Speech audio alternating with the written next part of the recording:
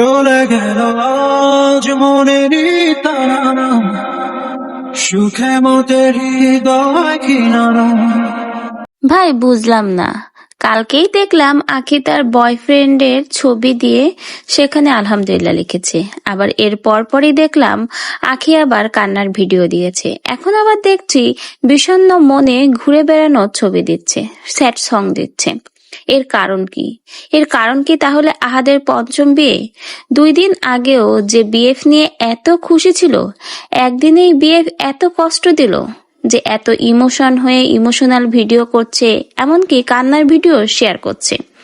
এত নাটকের কারণ কি? এই সবকিছুই কি ছিল তাহলে আহাদ আর তিশাকে দেখানোর জন্য? অনেকের মনে ঠিক এখন এই প্রশ্নগুলোই ঘুরছে।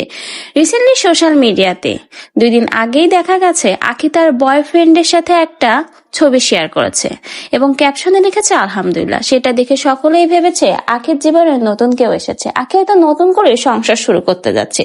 তার একদিন পরেই আবার আখি কান্নার ভিডিও দিয়েছে। এটা দেখে সকলের মনে হাজার হাজার প্রশ্ন, তাহলে আহাদের এই পঞ্চম বিয়ের জন্যই কি আখি কষ্ট পাচ্ছে?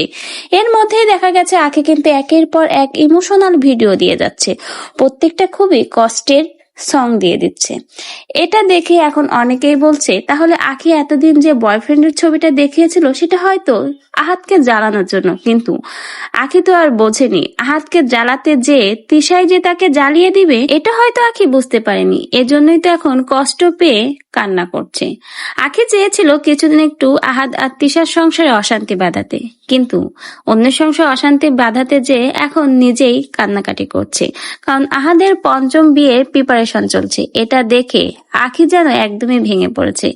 এরকমই হাজার হাজার সমালোচনা চলছে আখির এই ভিডিওগুলো দেখার পর, যে 2 দিন আগে বয়ফ্রেন্ডকে নিয়ে এত সুন্দর একটা পোস্ট শেয়ার করলো, একদিনের ভিতরে এমন কি হয়ে গেল যে এত ইমোশন হয়ে পড়লো আখি? তাহলে তার কারণই হচ্ছে আহাদের বিয়ে। অনেকে তো এটাই ধারণা করছে। তো ব্যাস, আপনাদেরও কি তাই মনে হয়? হঠাৎ করে আখি কেন এত ভেঙে পড়লো, কেন বারবার কান্নার ভিডিও এবং ইমোশনাল ভিডিও দিচ্ছে? তাহলে কি আখি এখনো আহাদকে ভালোবাসে? আখি কি এখনো আহাদকে ভুলতে পারেনি?